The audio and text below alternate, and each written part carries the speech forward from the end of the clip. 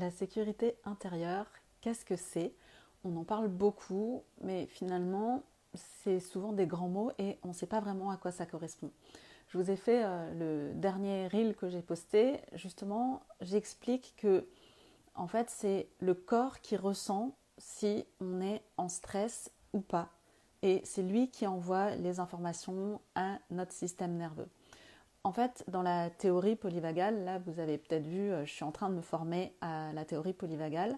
Et c'est justement l'idée de comprendre que, en fait, il y a tout un tas de signaux qui arrivent à notre corps et qui nous font nous sentir en sécurité ou pas. Bien sûr, tout ça, ça se fait de façon inconsciente.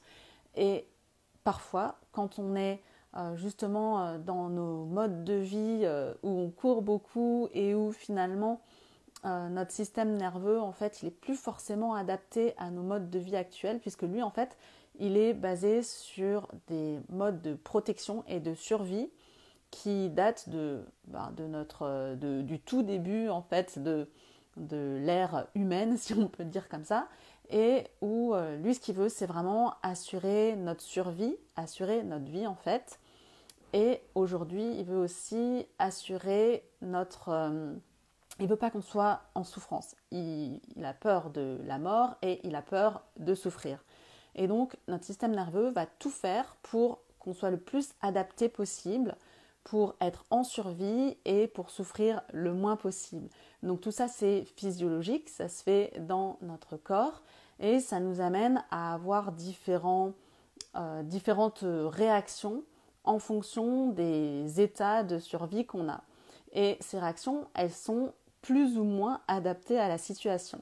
Donc il y a deux grands types de réactions face à une situation de réaction de survie.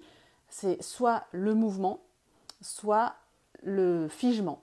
Donc le mouvement, c'est soit on peut être complètement en suractivité, où on va faire plein de choses pour justement ne pas être en danger. Alors bien sûr, hein, comme j'ai dit, tout ça c'est inconscient, où on va faire des actions, où on va voir des gens, où on va être tout le temps en mouvement, mais en mode action, action, action.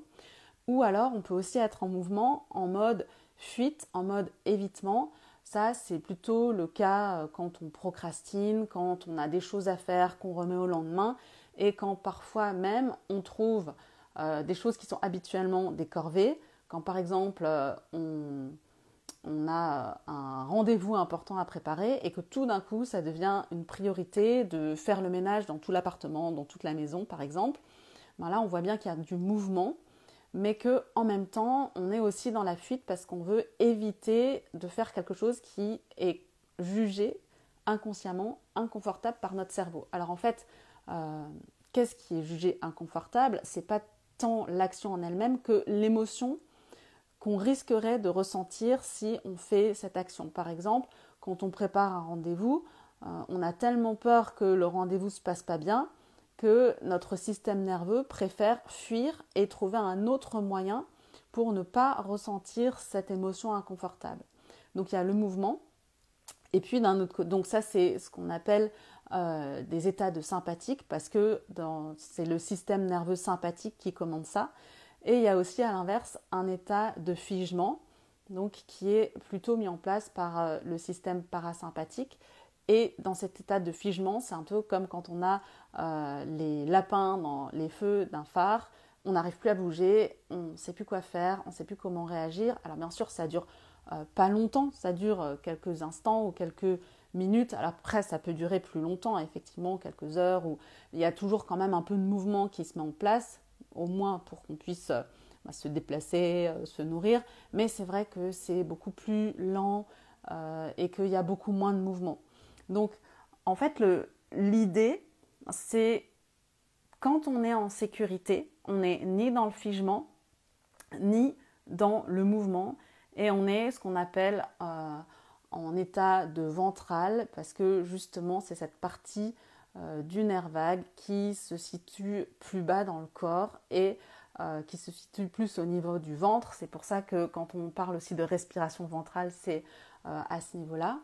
Et cette sécurité, en fait, c'est vraiment la sécurité intérieure, c'est quand on sait qu'on est capable de mobiliser les bonnes énergies pour avoir cette réaction soit d'évitement, soit d'action, mais quand c'est nécessaire, quand c'est approprié. Comme par exemple, s'il y a une voiture qui arrive quand on traverse, on ne va pas rester là comme le lapin, mais il y a soit, c'est en quelques fractions de secondes, et là, c'est important d'être en mode action, en mode mouvement, et de se dire, je fuis, je ne vais pas rester là à attendre que la voiture m'écrase, par exemple. Donc on voit bien que c'est des fonctionnements qui sont nécessaires, qui sont indispensables, et justement tout l'enjeu de la sécurité intérieure, c'est de faire comprendre et de montrer à notre système nerveux que quand il faut, on est capable de mobiliser les bonnes ressources. Et donc ça, c'est tout un travail, tout un entraînement, et bien sûr c'est super enrichissant, et c'est vraiment quelque chose qu'on fait au quotidien et qui amène à trouver la sécurité intérieure. Et ça aussi, je vous en reparlerai plus longuement et plus souvent dans les vidéos à venir. Voilà, je vous souhaite une bonne semaine. J'espère que vous avez bien commencé celle-ci et je vous fais de gros bisous.